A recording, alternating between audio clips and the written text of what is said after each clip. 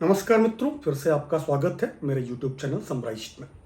माफ़ी चाहता हूँ, बीते कुछ दिनों अनुपस्थित रहा। कुछ निजी बातें थीं, कुछ और भी बाकी दुनिया जहान की, पर आपसे कोशिश करूँगा, कोई वादा नहीं है कि रेगुलर हूँ।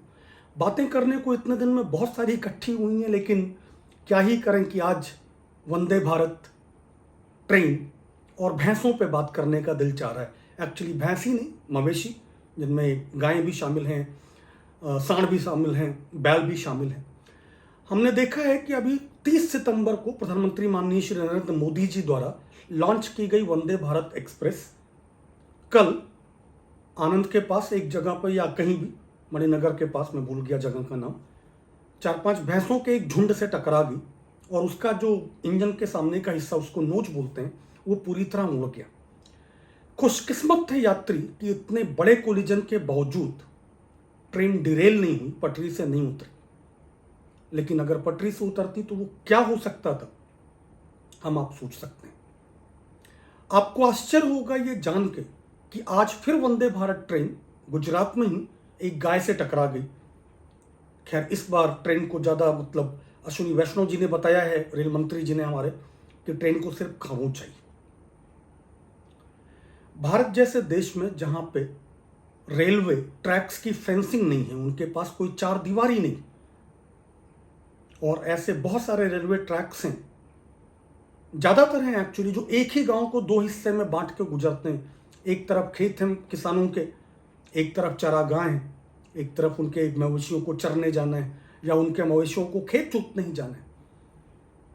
ऐसे देश में बिना फेंसिंग के इतनी हाई स्पीड ट्रेनों की जो परिकल्पना है, मैं हाई स्पीड ट्रेनों की खास बात क्यों कर रहा हूँ उसके ऊपर लौटता हूँ, वो हास्यास्पद।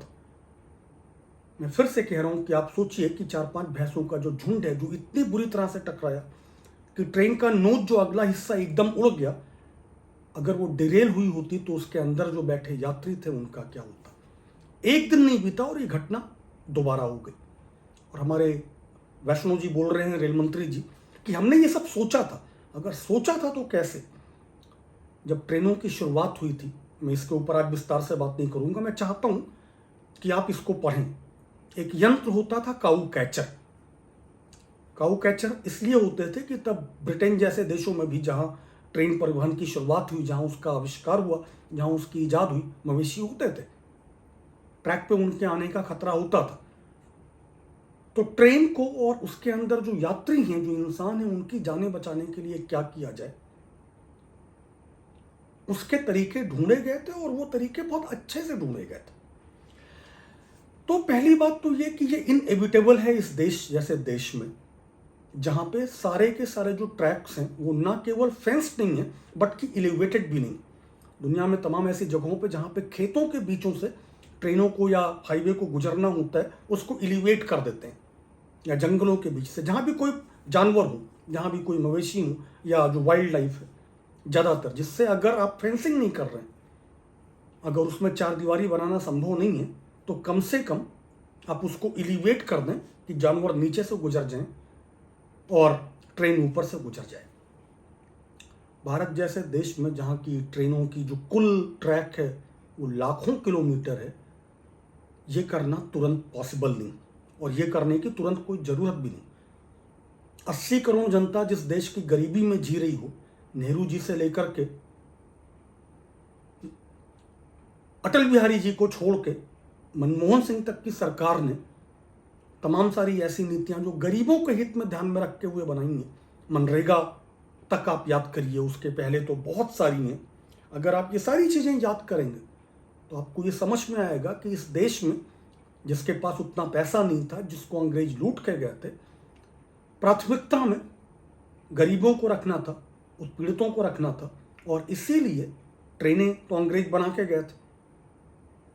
इतनी नहीं थी, उसको बहुत बढ़ाया आज़ाद भारत की सरकारों ने। लेकिन बुलेट ट्रेनों की जो ज़रूरत है वो इस देश में है कि नहीं है? जितना खर्चा हो रहा है, और आप सूरत से मुंबई चला रहे हैं, क्यों चला रहे हैं? जहाँ पे पहले से ही जो ट्रेन पहुँच जा रही है 2.5 घंटे में, वंदे भारत ट्रेन अभी की जो सबसे फास्ट ट्रेन है उससे 3 मिनट बचा रही, 3 मिनट। और 3 मिनट के लिए आप अगर इतने खतरे ले रहे हैं तो, और इस समस्या का आप दूसरा पहलू, अब तक जब ट्रेन से कोई पशु टकराते थे तो रेलवे मुआवजा देती थी। क्यों देती थी? क्योंकि चार दीवारी बनाना उनका काम, वो रेलवे प्रॉपर्टी है, आप उसको सेफ रखिए। मवेशियों की आंख नहीं होती, और जो किसान हैं, जो पशुपालक हैं, उनको अगर उनके चरागाह दूसरी तरफ हैं, ग्रेजिंग ग्राउंड्स दूसरी तरफ हैं, खेत दूसरी तरफ हैं, तो गायों को ले जाना पड़ेगा, बैलों को ले जाना पड़ेगा, भैंसों को ले जाना पड़ेगा। ये जिम्मेदारी आपकी है फेंसिंग की। तो अब तक ये लोग मुआवजा देते थे। कल जो भैंसें मरी हैं उनके मालिकों पर रेलवे ने उल्टा मुकदमा ठोक दिया है। और यहाँ पे एक हास्यास्पद सवाल बन रहा है कि आज जो हादसा हुआ है जिसमें गाय टकराई है, गाय माता का जो डिस्कोर्स इस देश में बीते कुछ दिनों में चलाया गया, हम सबकी माता है, हम लोग गाय का सम्मान करते हैं। बतौर हिंदू धर्म में मैं भी पैदा हुआ हूँ, गाय को पूजने की परंपरा है। लेकिन हम ये भी जानते हैं कि इस परंपरा में और इसके निभाने में जो फासला था, मैं बहुत लोगों को जानता हूं जो गाय पूजते भी हों और दूध देना छोड़ दे तो बेच भी देते हैं। ऐसे देश में जब से बीते 2014 से ये सरकारें आई हैं भाजपा की, 2014 तक भी मवेशियों के एक्सीडेंट होते थे। एक साल में रेलवे से कम 2000 गाय बैल भैंस सांड कट के मरते ही थे, जो आंकड़े। लेकिन 2018-19 तक का मैं डेटा देख रहा हूं, ये संख्या 30,000 पार कर गई थी। अकेले यूपी में ये 3,000 थी। ये क्यों हुआ? ये इसलिए हुआ कि बीफ पॉलिटिक्स के नाम पे, धर्म की नफरत की पॉलिटिक्स के नाम पे आपने ये स्थिति ला दी कि अब कोई गाय जो दूध देना छोड़ चुकी है उसको खरीदेगा नहीं, भैंस को कोई खरीदेगा नहीं, और मालिक छोड़ देंगे। यूपी के हाईवेज पे जितने हादसे गाय के मरने से होते हैं, गाय या भैंस के टकरा जाने से हो रहे हैं, उतने लोग इस देश में अब सड़क दुर्घटनाओं में जो मरते हैं वो आंकड़े बराबर होने लगे। तो एक तो जहां आपको मुआवजा देना चाहिए था, जो भैंसें मरी हैं उनके मालिकों को, आप उनके ऊपर मुकदमा कर रहे हैं। दूसरी तरफ से 2014 से आप लगातार ये स्थिति ला रहे हैं कि हालत यहां तक पहुंची है। तीसरे, बिना फेंसिंग के आप बुलेट ट्रेन जैसे केवल दिखाऊ परियोजनाएं ला रहे हैं। आप ट्रैक को बेहतर नहीं बना रहे हैं, जिनको बेहतर करके स्पीड बढ़ाई जा सकती है, लेकिन इतनी भी नहीं कि इस तरह के हादसे और तेज हो। मैं ये बात क्यों कह रहा हूँ? प्रयागराज एक्सप्रेस मेरी बहुत फेवरेट ट्रेन थी। इलाहाबाद से दिल्ली आना होता था, करीब 700 किलोमीटर का सफर वो 110 की स्पीड पे तय करती थी।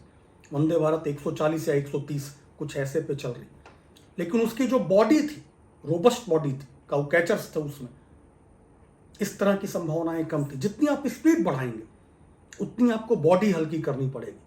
जितनी आपको बॉडी हल्की आप करेंगे, और एक्सीडेंट जब होता है तो उसका जो इम्पैक्ट है वो बढ़ेगा, कोलिजन का जो इम्पैक्ट है वो बढ़ेगा।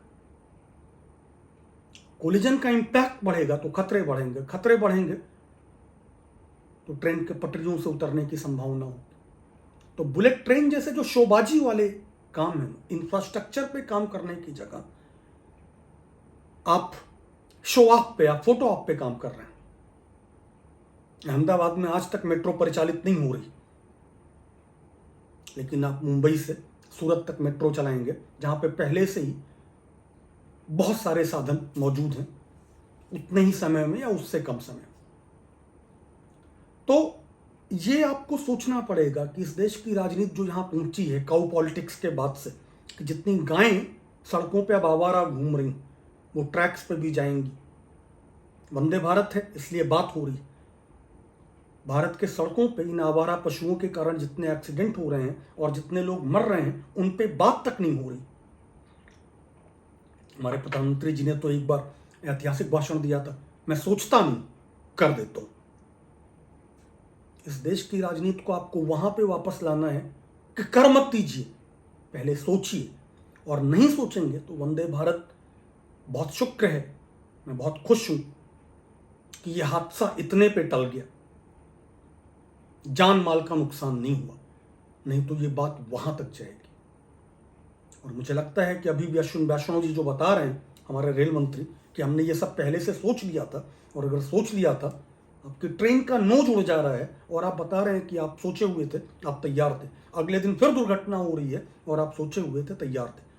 आप पशुओं के मालिकों से मुआवजा मांग रहे हैं, उनके ऊपर FIR कर रहे हैं और आप कह रहे हैं कि आप सोचे हुए थे।